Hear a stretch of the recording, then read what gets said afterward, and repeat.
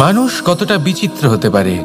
সব সময় স্বপ্ন দেখতে থাকে যে কাল আমি এটা করব, কাল আমি ওটা শুরু করব, কাল আমি ওটা সম্পন্ন করব। এই যে কাল শব্দটা, এই কাল অত্যন্ত বিচিত্র এক শব্দ। আমরা সবসময় এটাকে আসতে দেখতে পাই, কিন্তু এটা আসাতে বর্তমানে পরিণত হয়। আবার আজ নতুন কাল দেখতে পাই, তার জন্য অপেক্ষা করি যখন সেটা সামনে আসে বর্তমানে পরিণত হয়। এই কাল সবসময় একটা মিথ্যে সান্ত্বনা দেয় যে সে আসছে, কিন্তু সে কখনোই আসে না। যেটা আপনার হাতে রয়েছে তা হলো আজ, বর্তমান। তাই যা করার আছে, যা সম্পন্ন করতে চান, যা শুরু করতে চান, আজ করুন, বর্তমানে করুন। কারণ আজ আপনি যা করবেন সেটাই আপনার ভবিষ্যৎ নির্ধারিত করবে। ভবিষ্যতের বিষয় ভাবতে থাকলে ভবিষ্যৎ সুন্দর হবে না। আজ কর্ম করতে হবে।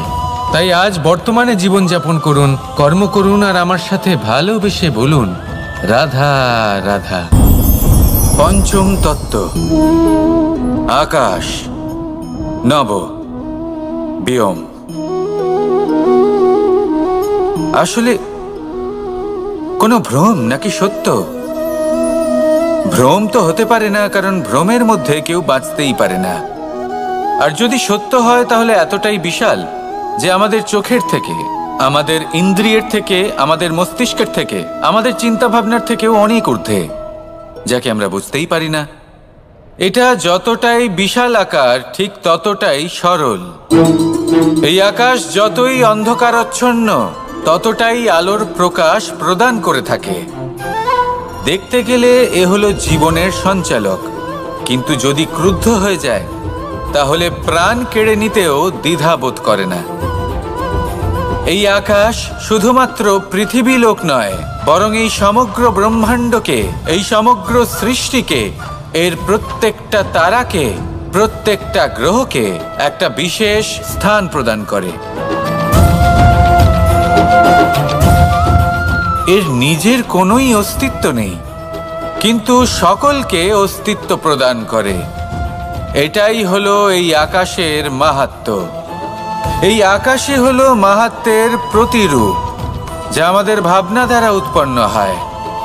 আপনিও আকাশের মতো এই বোধকে আপন করে নিন।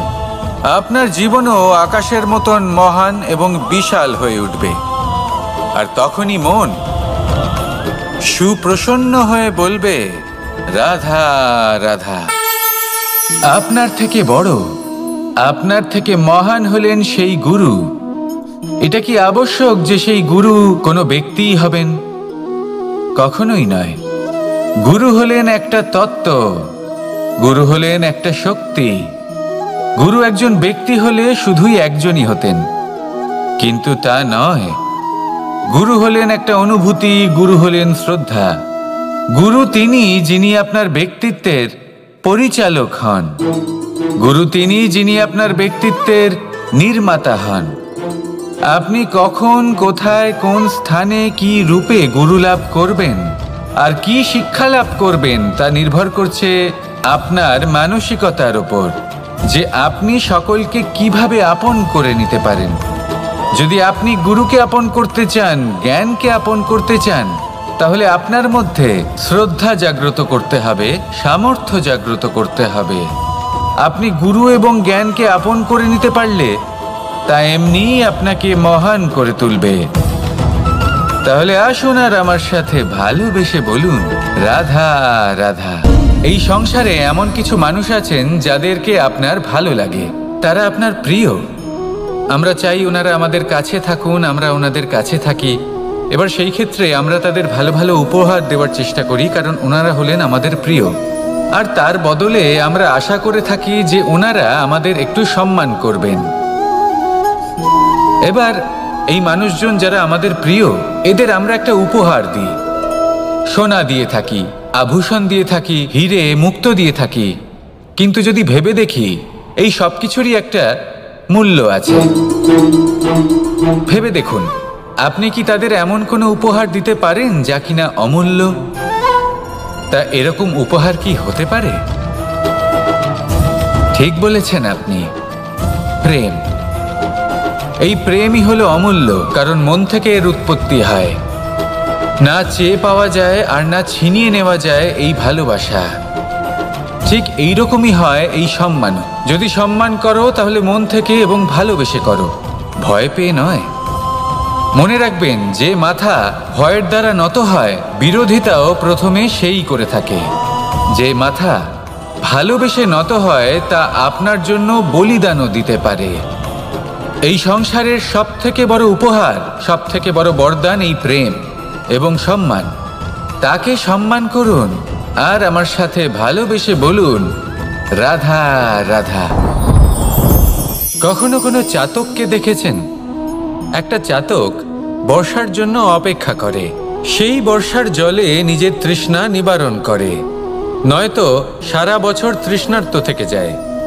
ও আকাশের দিকে তাকিয়ে থাকে আর অপেক্ষা করে যে কবে বর্ষা হবে আর কবে আমি আমার তৃষ্ণা নিবারণ করব। সেখানে অন্যদিকে একটি কাক বা একটা পায়রা, এরা কি করে?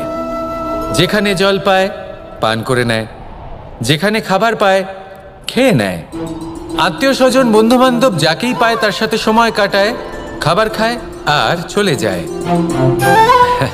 এবার এদের মধ্যে মিল কোথায় আর পার্থক্য কোথায়?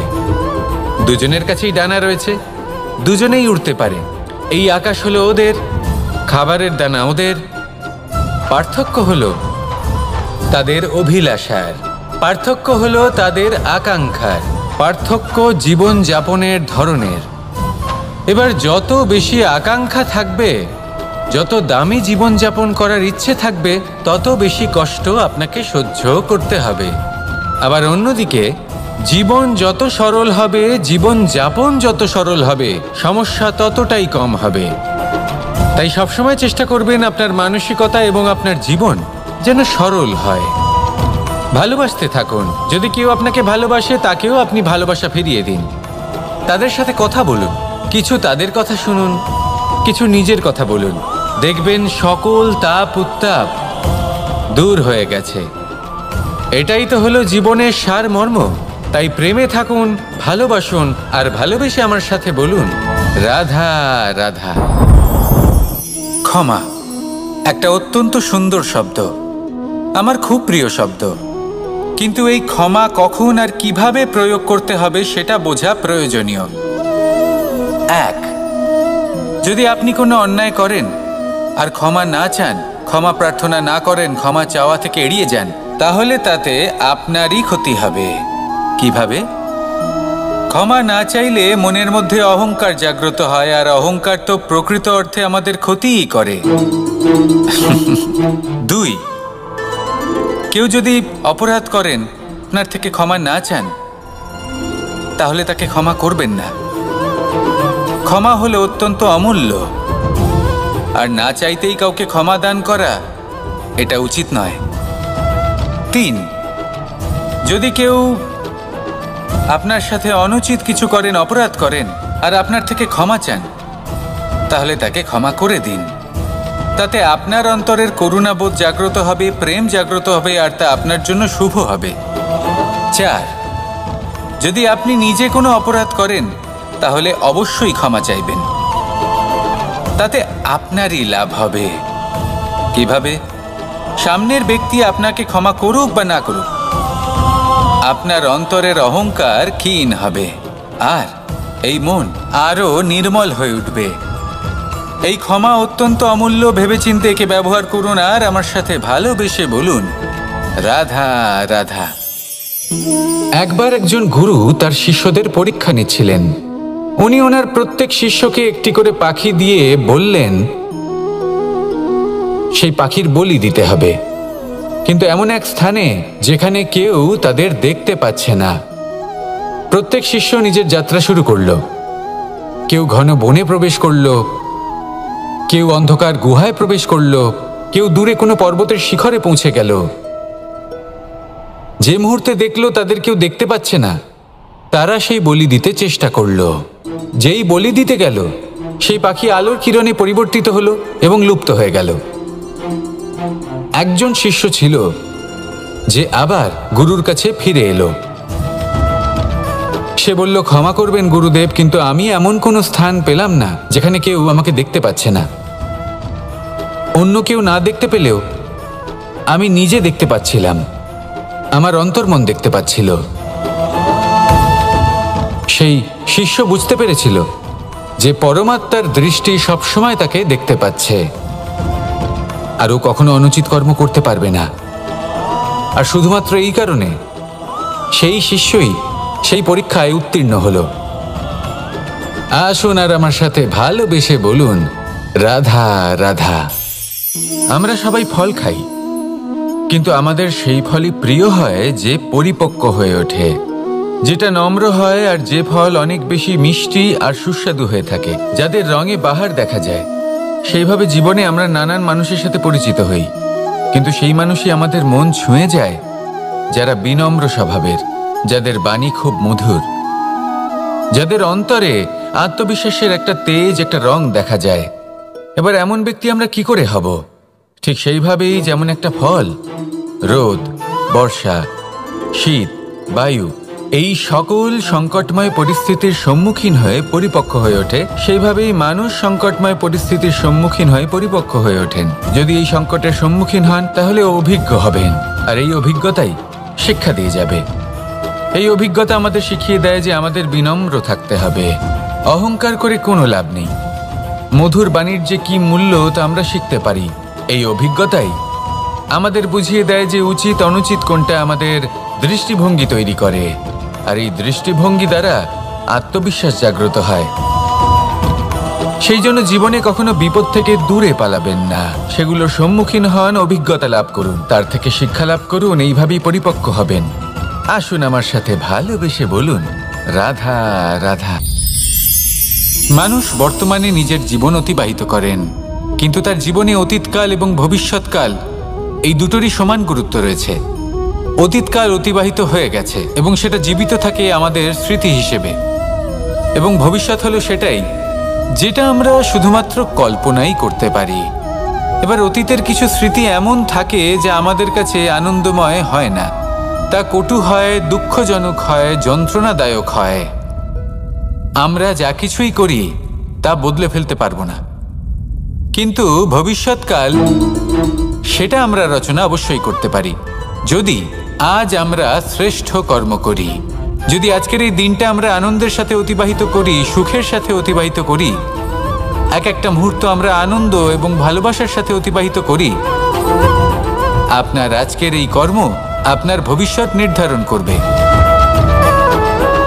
আজ আপনি যেভাবে জীবন কাটাবেন তা ভবিষ্যতে গিয়ে অতীতকালে পরিণত হবে, আর তখন আপনি এমন স্মৃতি খুঁজে পাবেন যেখানে আপনি প্রত্যেকটি মুহূর্ত প্রেম এবং আনন্দের সাথে অতিবাহিত করেছেন, এবং সেই স্মৃতি মধুর হবে। তাহলে আজ শ্রেষ্ঠ এবং উচিত কর্ম করুন, আপনি নিশ্চিত রূপে একটি উজ্জ্বল, শুদ্ধ, পবিত্র এবং আনন্দময় ভবিষ্যৎ লাভ করবেন। আসুন আমার সাথে ভালোবেসে বলুন, রাধা রাধা। এই সংসারে অনেক অনেক এমন জ্ঞানী আছেন যারা নিজের সমস্ত জীবন জ্ঞান অর্জন করতে অতিবাহিত করেছেন।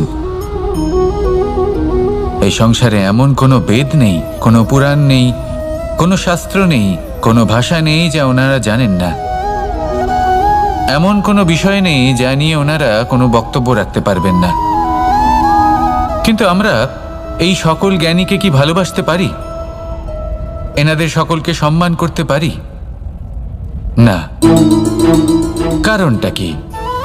দেখুন, বেদ পড়া একটি আলাদা বিষয়, বেদনা বুঝতে পারা অন্য ব্যাপার। এবং বেদনা বোঝার জন্য, সেই জ্ঞান লাভ করার জন্য আপনাকে মন থেকে করুণা এবং প্রেমের সঠিক অর্থ বুঝতে হবে। সামনের ব্যক্তির বেদনা বুঝতে হবে, তার যন্ত্রণাকে বুঝতে হবে। তারপর যে জ্ঞান আপনি অর্জন করেছেন বেদ থেকে, পুরাণ থেকে, শাস্ত্র থেকে, তা প্রয়োগ করে তার বেদনার নিবারণ করা, সেটা বেশি গুরুত্বপূর্ণ। সেই জন্য জীবনে শুধুমাত্র শাস্ত্র এবং বেদ পড়ে জ্ঞান অর্জন করতে সময় নষ্ট করবেন না। মন থেকে প্রেমের কি অর্থ সেই বিষয়ে জ্ঞান লাভ করার চেষ্টা করুন, করুণাও বুঝতে চেষ্টা করুন। একজন শ্রেষ্ঠ ব্যক্তি হয়ে উঠুন, আর আমার সাথে ভালোবেসে বলুন, রাধা রাধা।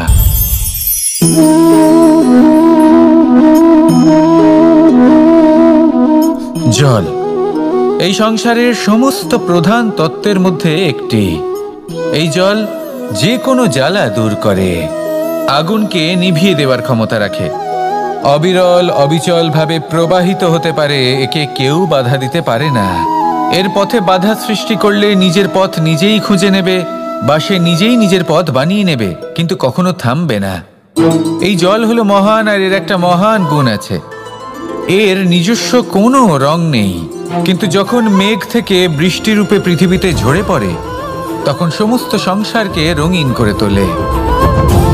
যেখানে খরা হয়েছে সেখানে শ্যামল করে তোলে, যে স্থান শ্যামল সেখানে ভিন্ন ভিন্ন প্রকারের পুষ্প ফুটিয়ে তোলে। এই জল, এই জলের মতন আমাদের হতে হবে। ওর যেমন কোনো রং নেই, আমাদেরও যেন কোনো অহংকার না থাকে। শুধু কর্মের এই ধারাতে বইতে থাকুন, এই সংসারের মঙ্গল করতে থাকুন, শ্রেষ্ঠ কর্ম করতে থাকুন। এই সংসারকে এটা বলার কোনো প্রয়োজন নেই যে আপনি কে।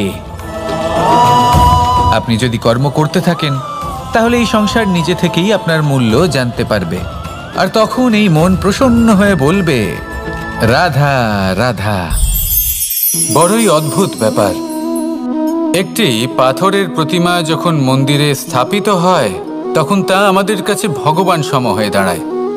কিন্তু যখন একজন জীবিত মানুষ মন্দিরে গিয়ে থাকেন, তখন তার শরীর, মন, আত্মা সেই সব পাথর সম হয়ে দাঁড়ায়। কিন্তু এমনটা আমি ঠিক কেন বললাম ভেবে দেখুন। মানুষ এটা চান যে কোনো পরিস্থিতি, যে কোনো স্থানেই তার বিজয় হোক, কিন্তু এখানে এসে সে পরাজিত হয়। এরকম ঠিক কেন হয়? সমস্ত খেলা হলো ভাবনা চিন্তার, বিচারধারার, দৃষ্টিভঙ্গির, উত্তরদায়িত্বের খেলা। পাষাণের এই প্রতিমা, তার একটি উত্তরদায়িত্ব আছে, আশা ধরে রাখার দায়িত্ব। সেই আশা জানিয়ে মানুষ মন্দিরে আসেন। তেমনি মানুষের একটি উত্তরদায়িত্ব আছে, যেটা সে ভুলে যায়। আর সেই উত্তরদায়িত্ব হলো এটা, যে মন্দিরে যে ভগবানকে সে প্রসন্ন করতে যাচ্ছে, তাকে সে তখনই খুঁজে পাবে যখন পূর্ণরূপে সে সমর্পিত থাকবে। যদি মনে সমর্পণের ভাব না থাকে, তাহলে ভগবান কখনো প্রসন্ন হবেন না। নিজের উত্তরদায়িত্ব বোঝার বদলে মানুষ শুধু একটা অনুষ্ঠান পালন করেন। যেমন ফুলের একটা মালা অর্পণ করেন, আর সেই কারণেই তিনি পরাজিত হন। আপনি ফুলের মালা অর্পণ করুন, প্রসাদ অর্পণ করুন, কিন্তু মনের মধ্যে পূর্ণ সমর্পণের ভাব থাকা প্রয়োজনীয়। তবেই আপনি মন্দিরে গিয়েও প্রাণবন্ত হয়ে থাকতে পারবেন, তবেই ঈশ্বরকে প্রসন্ন করতে পারবেন। আসুন আমার সাথে ভালোবেসে বলুন, রাধা রাধা। এই প্রেম মানুষকে দিয়ে কি না করাতে পারে, বড় বড় কাজ করাতে পারে, বড় বড় বাধা পার করাতে পারে। চাইলে মরুভূমিতে কুয়ো খোঁড়াতে পারে, পর্বত পার করাতে পারে, প্রতিটা অসম্ভব কার্য সম্ভব করাতে পারে। কিন্তু যদি আমি এটা বলি যে প্রেম আপনাকে দিয়ে ছলনাও করাতে পারে, তাহলে কি আপনি তা ঠিক মনে করবেন? আপনার কি মনে হবে যে এরকম হতে পারে? অবশ্যই হতে পারে। যেমন আমি ছল করছি এই মুহূর্তে, আমার রাধার জন্য, আমার প্রেমের জন্য। আমি রাধার সাথে অনন্ত প্রেম করি, নিঃস্বার্থভাবে প্রেম করি, কিন্তু তাও আমাকে একটা ঠকবাজ, স্বার্থপর, লোভী ব্যক্তি হতে হচ্ছে। এই ছলনা আমাকে করতে হচ্ছে আমার প্রেমের জন্য। এবারে আপনারা আমাকে বলবেন যে কেন কৃষ্ণ এসব করার কি দরকার? রাধার সাথে তুমি বিবাহ করে তুমি কি শান্তির নিঃশ্বাস নিতে পারো না? নিশ্চয়ই নিতে পারি। রাধার সাথে বিবাহ করে আমি ভীষণ সুখী হব, কিন্তু আমি এই কথাও জানি যে আমার রাধা সুখী হতে পারবে না। কারণ যদি এই বিবাহ হয়, তার মাতা পিতা, তার পরিবারকে বর্ষণা ত্যাগ করতে হবে। রাধার মনের মধ্যে একটা গভীর ক্ষতের সৃষ্টি হবে। দুঃখ তাকে কুরে কুরে খাবে। ও এটা মনে করবে, এটা জানবে যে ওর জন্য ওর মাতা পিতাকে এত কষ্ট ভোগ করতে হচ্ছে।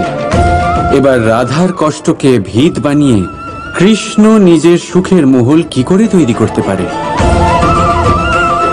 কারণ যাদের আপনি ভালোবাসেন শুধু তাদের ভাবনা নয়, আপনার প্রেমিক যাদের ভালোবাসে তাদের ভাবনার খেয়াল রাখাটাও আপনারই কর্তব্য। আর কখনো কখনো নিজের প্রেমকে উঁচুতে উঠতে দেখতে গেলে আপনাকে নিজেকে নিচে নামতে হবে। এমন কোনো কাজও আছে যে আপনাকে আপনার প্রেমের জন্য করতেই হবে। রাধা রাধা।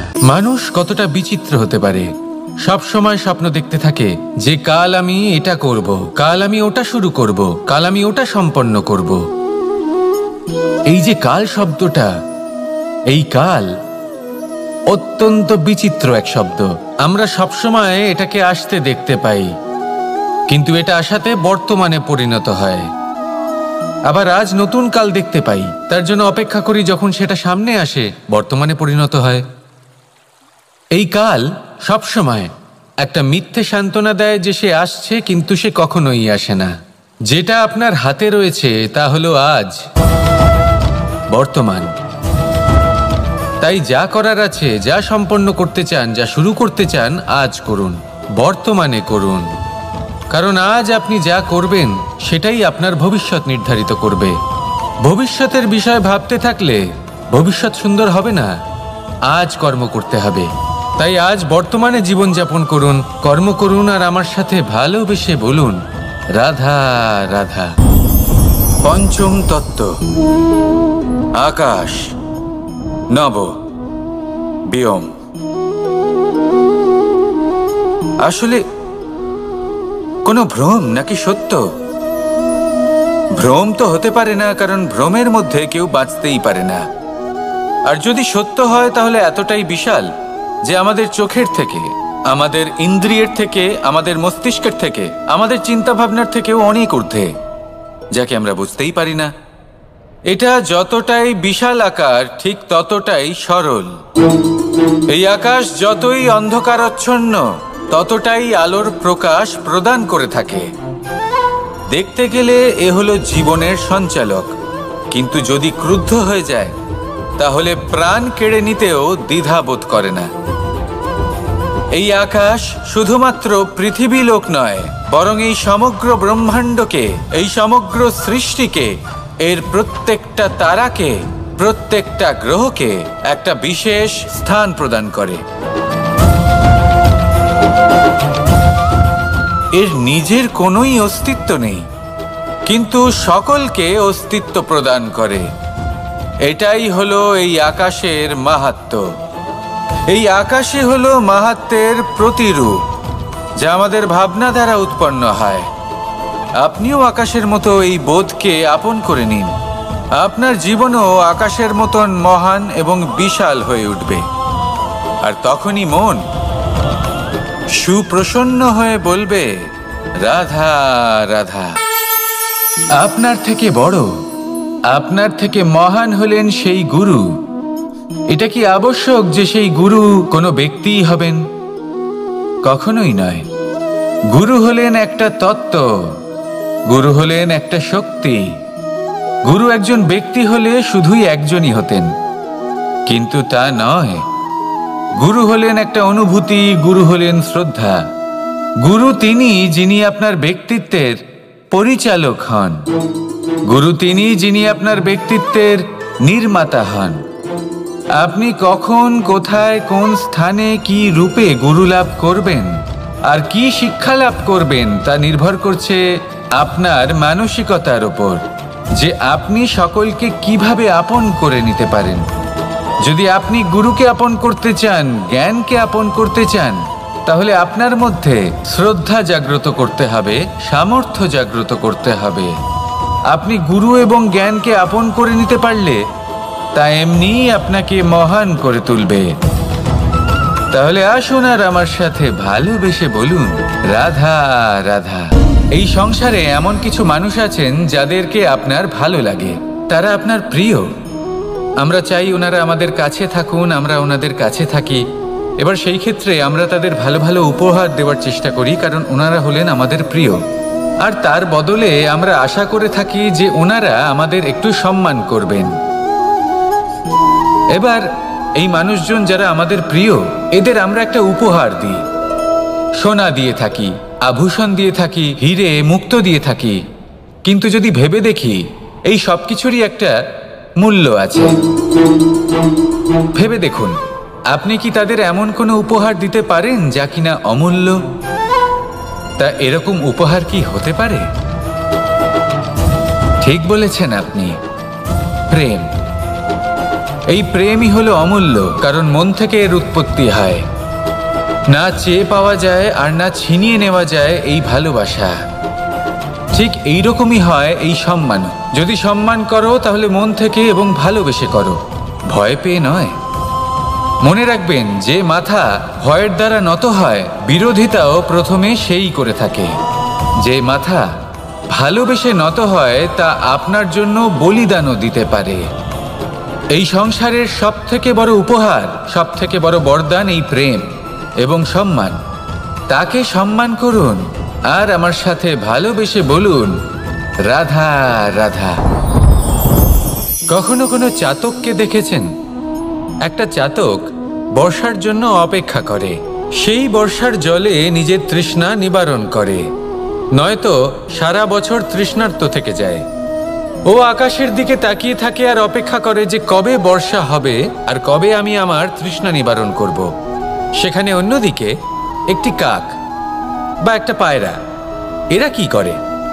যেখানে জল পায় পান করে নেয়, যেখানে খাবার পায় খেয়ে নেয়, আত্মীয় স্বজন বন্ধু বান্ধব যাকেই পায় তার সাথে সময় কাটায়, খাবার খায় আর চলে যায়। এবার এদের মধ্যে মিল কোথায় আর পার্থক্য কোথায়? দুজনের কাছেই ডানা রয়েছে, দুজনেই উড়তে পারে।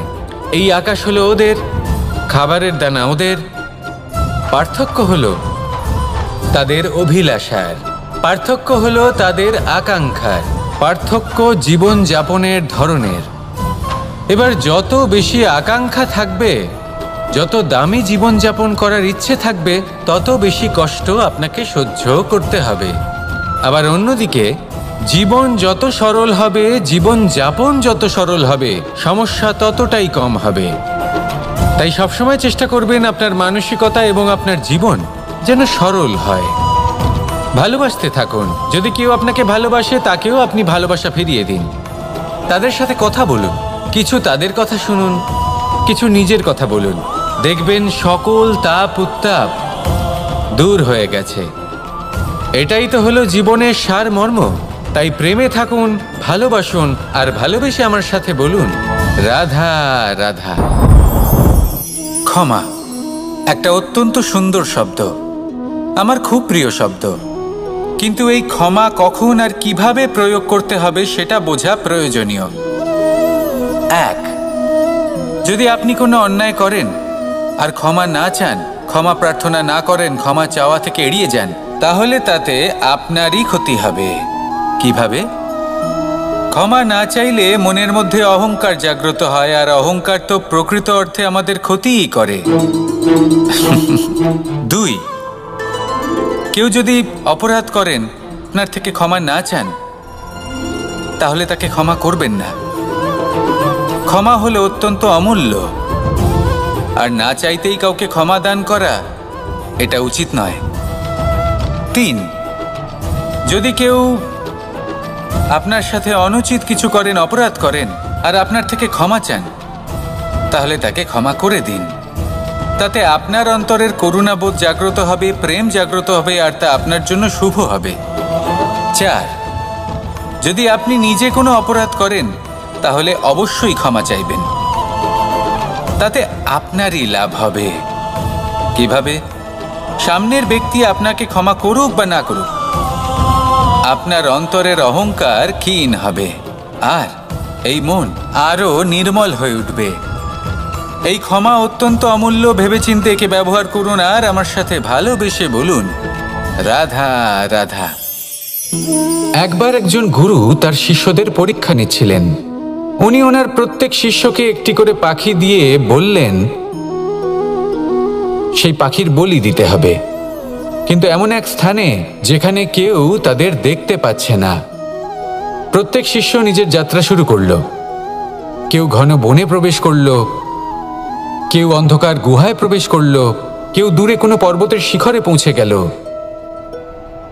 যে মুহূর্তে দেখলো তাদের কেউ দেখতে পাচ্ছে না, তারা সেই বলি দিতে চেষ্টা করলো। যেই বলি দিতে গেল, সেই পাখি আলোর কিরণে পরিবর্তিত হলো এবং লুপ্ত হয়ে গেল। একজন শিষ্য ছিল যে আবার গুরুর কাছে ফিরে এলো। সে বলল, ক্ষমা করবেন গুরুদেব, কিন্তু আমি এমন কোনো স্থান পেলাম না যেখানে কেউ আমাকে দেখতে পাচ্ছে না। অন্য কেউ না দেখতে পেলেও আমি নিজে দেখতে পাচ্ছিলাম, আমার অন্তর্মন দেখতে পাচ্ছিল। সেই শিষ্য বুঝতে পেরেছিল যে পরমাত্মার দৃষ্টি সবসময় তাকে দেখতে পাচ্ছে, আর ও কখনো অনুচিত কর্ম করতে পারবে না। আর শুধুমাত্র এই কারণে সেই শিষ্যই সেই পরীক্ষায় উত্তীর্ণ হলো। আসুন আর আমার সাথে ভালোবেসে বলুন, রাধা রাধা। আমরা সবাই ফল খাই, কিন্তু আমাদের সেই ফলই প্রিয় হয় যে পরিপক্ক হয়ে ওঠে, যেটা নম্র হয়, আর যে ফল অনেক বেশি মিষ্টি আর সুস্বাদু হয়ে থাকে, যাদের রঙে বাহার দেখা যায়। সেইভাবে জীবনে আমরা নানান মানুষের সাথে পরিচিত হই, কিন্তু সেই মানুষই আমাদের মন ছুঁয়ে যায় যারা বিনম্র স্বভাবের, যাদের বাণী খুব মধুর, যাদের অন্তরে আত্মবিশ্বাসের একটা তেজ, একটা রং দেখা যায়। এবার এমন ব্যক্তি আমরা কি করে হব? ঠিক সেইভাবেই যেমন একটা ফল রোদ, বর্ষা, শীত, বায়ু এই সকল সংকটময় পরিস্থিতির সম্মুখীন হয়ে পরিপক্ক হয়ে ওঠে, সেইভাবেই মানুষ সংকটময় পরিস্থিতির সম্মুখীন হয়ে পরিপক্ক হয়ে ওঠেন। যদি এই সংকটের সম্মুখীন হন তাহলে অভিজ্ঞ হবেন, আর এই অভিজ্ঞতাই শিক্ষা দিয়ে যাবে। এই অভিজ্ঞতা আমাদের শিখিয়ে দেয় যে আমাদের বিনম্র থাকতে হবে। অহংকার করে কোনো লাভ নেই। মধুর বাণীর যে কি মূল্য তা আমরা শিখতে পারি। এই অভিজ্ঞতাই আমাদের বুঝিয়ে দেয় যে উচিত অনুচিত কোনটা, আমাদের দৃষ্টিভঙ্গি তৈরি করে, আর এই দৃষ্টিভঙ্গি দ্বারা আত্মবিশ্বাস জাগ্রত হয়। সেই জন্য জীবনে কখনো বিপদ থেকে দূরে পালাবেন না, সেগুলোর সম্মুখীন হন, অভিজ্ঞতা লাভ করুন, তার থেকে শিক্ষা লাভ করুন, এইভাবেই পরিপক্ক হবেন। আসুন আমার সাথে ভালোবেসে বলুন, রাধা রাধা। মানুষ বর্তমানে নিজের জীবন অতিবাহিত করেন, কিন্তু তার জীবনে অতীতকাল এবং ভবিষ্যৎকাল এই দুটোরই সমান গুরুত্ব রয়েছে। অতীতকাল অতিবাহিত হয়ে গেছে এবং সেটা জীবিত থাকে আমাদের স্মৃতি হিসেবে, এবং ভবিষ্যৎ হলো সেটাই যেটা আমরা শুধুমাত্র কল্পনাই করতে পারি। এবার অতীতের কিছু স্মৃতি এমন থাকে যা আমাদের কাছে আনন্দময় হয় না, তা কটু হয়, দুঃখজনক হয়, যন্ত্রণাদায়ক হয়। আমরা যা কিছুই করি তা বদলে ফেলতে পারবো না, কিন্তু ভবিষ্যৎকাল সেটা আমরা রচনা অবশ্যই করতে পারি, যদি আজ আমরা শ্রেষ্ঠ কর্ম করি। যদি আজকের এই দিনটা আমরা আনন্দের সাথে অতিবাহিত করি, সুখের সাথে অতিবাহিত করি, এক একটা মুহূর্ত আমরা আনন্দ এবং ভালোবাসার সাথে অতিবাহিত করি, আপনার আজকের এই কর্ম আপনার ভবিষ্যৎ নির্ধারণ করবে।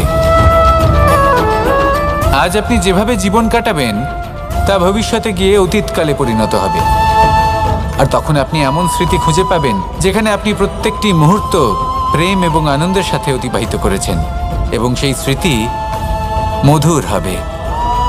তাহলে আজ শ্রেষ্ঠ এবং উচিত কর্ম করুন, আপনি নিশ্চিত রূপে একটি উজ্জ্বল, শুদ্ধ, পবিত্র এবং আনন্দময় ভবিষ্যৎ লাভ করবেন। আসুন আমার সাথে ভালোবেসে বলুন, রাধা রাধা। এই সংসারে অনেক অনেক এমন জ্ঞানী আছেন যারা নিজের সমস্ত জীবন জ্ঞান অর্জন করতে অতিবাহিত করেছেন।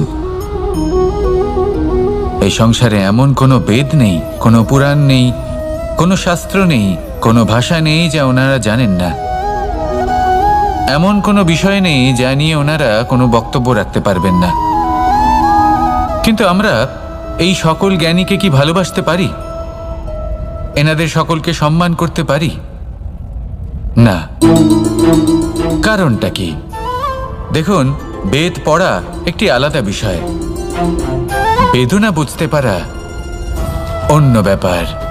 এবং বেদনা বোঝার জন্য, সেই জ্ঞান লাভ করার জন্য আপনাকে মন থেকে করুণা এবং প্রেমের সঠিক অর্থ বুঝতে হবে,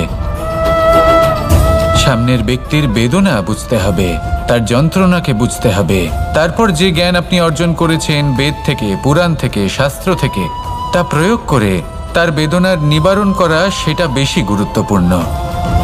সেই জন্য জীবনে শুধুমাত্র শাস্ত্র এবং বেদ পড়ে জ্ঞান অর্জন করতে সময় নষ্ট করবেন না। মন থেকে প্রেমের কি অর্থ সেই বিষয়ে জ্ঞান লাভ করার চেষ্টা করুন, করুণাও বুঝতে চেষ্টা করুন। একজন শ্রেষ্ঠ ব্যক্তি হয়ে উঠুন আর আমার সাথে ভালোবেসে বলুন, রাধা রাধা।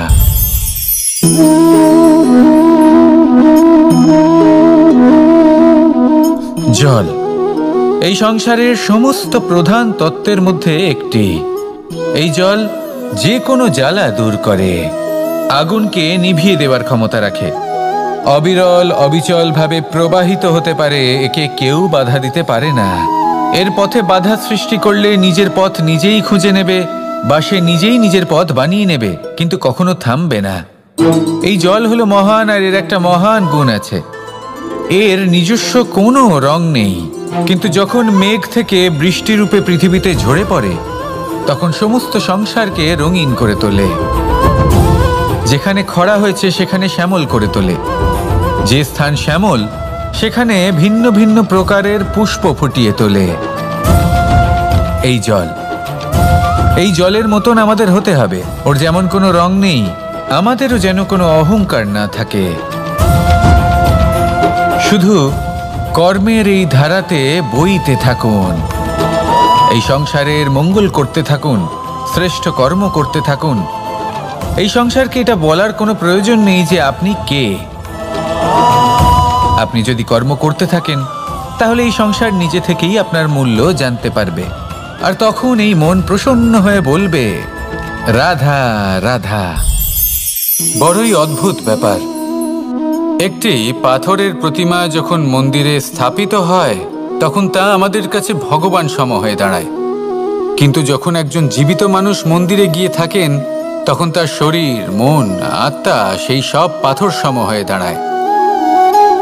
কিন্তু এমনটা আমি ঠিক কেন বললাম ভেবে দেখুন। মানুষ এটা চান যে কোনো পরিস্থিতি, যে কোনো স্থানেই তার বিজয় হোক, কিন্তু এখানে এসে সে পরাজিত হয়। এরকম ঠিক কেন হয়? সমস্ত খেলা হলো ভাবনা চিন্তার, বিচারধারার, দৃষ্টিভঙ্গির, উত্তরদায়িত্বের খেলা। পাষাণের এই প্রতিমা, তার একটি উত্তরদায়িত্ব আছে, আশা ধরে রাখার দায়িত্ব। সেই আশা জানিয়ে মানুষ মন্দিরে আসেন। তেমনি মানুষের একটি উত্তরদায়িত্ব আছে যেটা সে ভুলে যায়, আর সেই উত্তরদায়িত্ব হলো এটা, যে মন্দিরে যে ভগবানকে সে প্রসন্ন করতে যাচ্ছে তাকে সে তখনই খুঁজে পাবে যখন পূর্ণরূপে সে সমর্পিত থাকবে। যদি মনে সমর্পণের ভাব না থাকে তাহলে ভগবান কখনো প্রসন্ন হবেন না। নিজের উত্তরদায়িত্ব বোঝার বদলে মানুষ শুধু একটা অনুষ্ঠান পালন করেন, যেমন ফুলের একটা মালা অর্পণ করেন, আর সেই কারণেই তিনি পরাজিত হন। আপনি ফুলের মালা অর্পণ করুন, প্রসাদ অর্পণ করুন, কিন্তু মনের মধ্যে পূর্ণ সমর্পণের ভাব থাকা প্রয়োজনীয়। তবেই আপনি মন্দিরে গিয়েও প্রাণবন্ত হয়ে থাকতে পারবেন, তবেই ঈশ্বরকে প্রসন্ন করতে পারবেন। আসুন আমার সাথে ভালোবেসে বলুন, রাধা রাধা। এই প্রেম মানুষকে দিয়ে কি না করাতে পারে, বড় বড় কাজ করাতে পারে, বড় বড় বাধা পার করাতে পারে। চাইলে মরুভূমিতে কুয়ো খোঁড়াতে পারে, পর্বত পার করাতে পারে, প্রতিটা অসম্ভব কার্য সম্ভব করাতে পারে। কিন্তু যদি আমি এটা বলি যে প্রেম আপনাকে দিয়ে ছলনাও করাতে পারে, তাহলে কি আপনি তা ঠিক মনে করবেন? আপনার কি মনে হবে যে এরকম হতে পারে? অবশ্যই হতে পারে। যেমন আমি ছল করছি এই মুহূর্তে আমার রাধার জন্য, আমার প্রেমের জন্য। আমি রাধার সাথে অনন্ত প্রেম করি, নিঃস্বার্থভাবে প্রেম করি, কিন্তু তাও আমাকে একটা ঠকবাজ, স্বার্থপর, লোভী ব্যক্তি হতে হচ্ছে। এই ছলনা আমাকে করতে হচ্ছে আমার প্রেমের জন্য। এবারে আপনারা আমাকে বলবেন যে কেন কৃষ্ণ এসব করার কি দরকার? রাধার সাথে তুমি বিবাহ করে তুমি কি শান্তির নিঃশ্বাস নিতে পারো না? নিশ্চয়ই নিতে পারি। রাধার সাথে বিবাহ করে আমি ভীষণ সুখী হব, কিন্তু আমি এই কথাও জানি যে আমার রাধা সুখী হতে পারবে না। কারণ যদি এই বিবাহ হয়, তার মাতা পিতা তার পরিবারকে বর্ষণা ত্যাগ করতে হবে। রাধার মনের মধ্যে একটা গভীর ক্ষতের সৃষ্টি হবে। দুঃখ তাকে কুরে কুরে খাবে। ও এটা মনে করবে, এটা জানবে যে ওর জন্য ওর মাতা পিতাকে এত কষ্ট ভোগ করতে হচ্ছে। এবার রাধার কষ্টকে ভিত বানিয়ে কৃষ্ণ নিজের সুখের মহল কি করে তৈরি করতে পারে? কারণ যাদের আপনি ভালোবাসেন শুধু তাদের ভাবনা নয়, আপনার প্রেমিক যাদের ভালোবাসে তাদের ভাবনার খেয়াল রাখাটাও আপনারই কর্তব্য। আর কখনো কখনো নিজের প্রেমকে উঁচুতে উঠতে দেখতে গেলে আপনাকে নিজেকে নিচে নামতে হবে। এমন কোনো কাজও আছে যা আপনাকে আপনার প্রেমের জন্য করতেই হবে। রাধা রাধা।